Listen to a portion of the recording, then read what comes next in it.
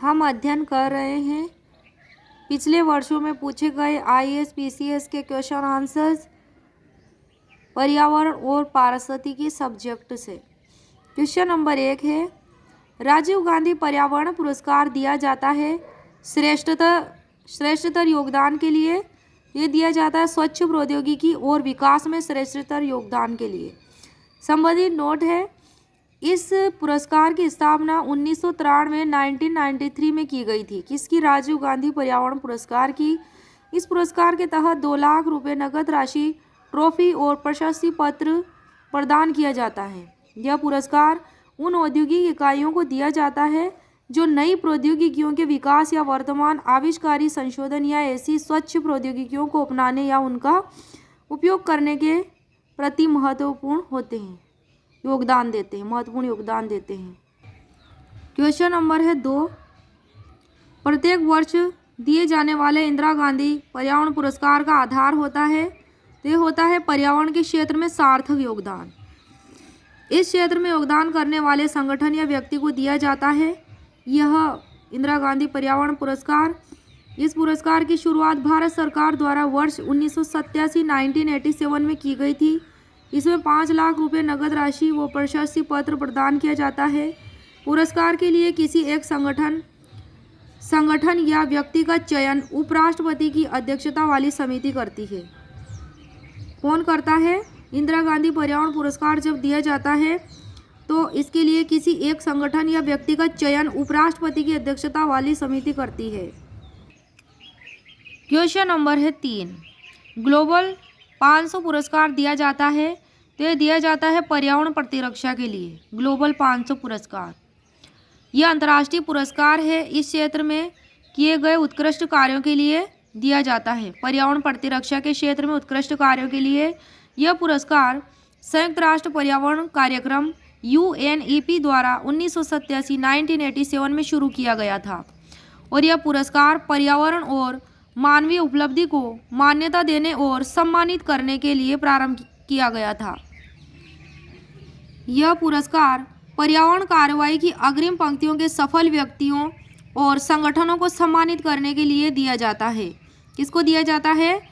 पर्यावरण कार्रवाई की अग्रिम पंक्तियों के सफल व्यक्तियों और संगठन को सम्मानित करने के लिए दिया जाता है जो सामाजिक, राजनीतिक और तार्किक बाधाओं के बावजूद, कौन सी बाधाएं? सामाजिक, राजनीतिक और तार्किक बाधाओं के बावजूद पर्यावरण के मुद्दों को फेस करते हैं।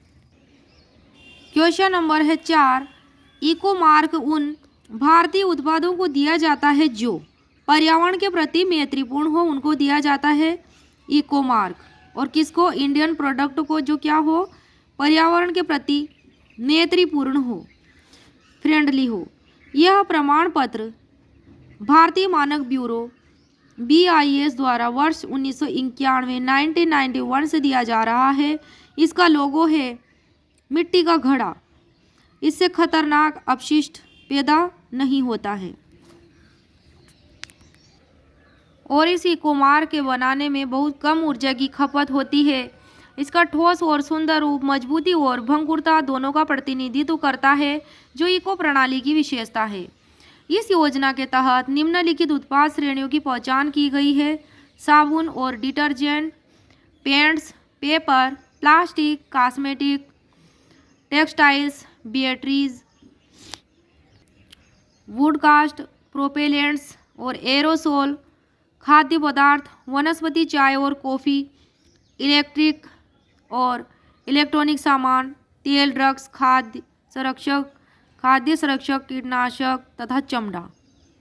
ये क्या है? इस योजना के तहत उत्पाद श्रेणियों की पहचान है। क्वेश्चन नंबर है 5, पर्यावरण अनुकूल उपभोक्ता उत्पादों को चिन्हित करने के लिए सरकार ने आरंभ किया है इको मार्क आरंभ किया है।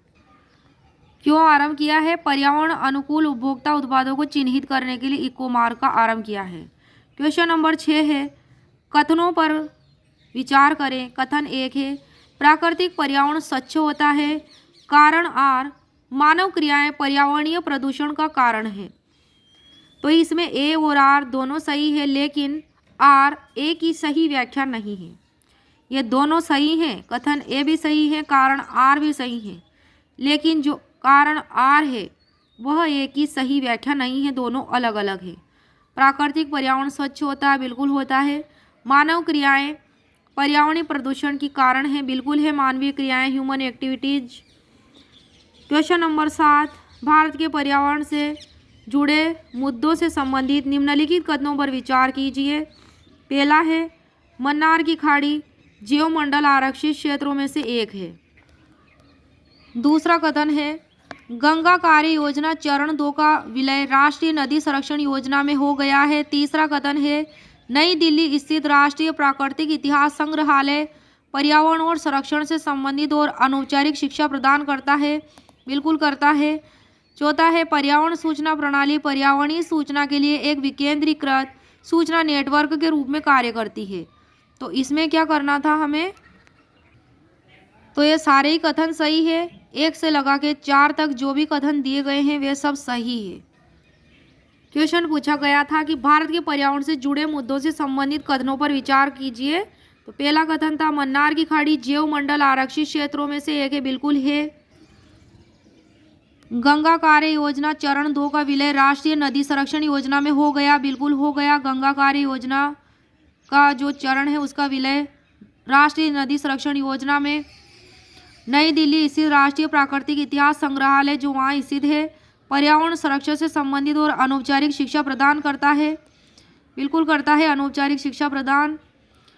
और पर्यावरण सूचना प्रणाली पर्यावरणीय सूचना के लिए एक विकेंद्रीकृत सूचना नेटवर्क के रूप में कार्य करती है, बिल्कुल ऐसा कार्य करती है।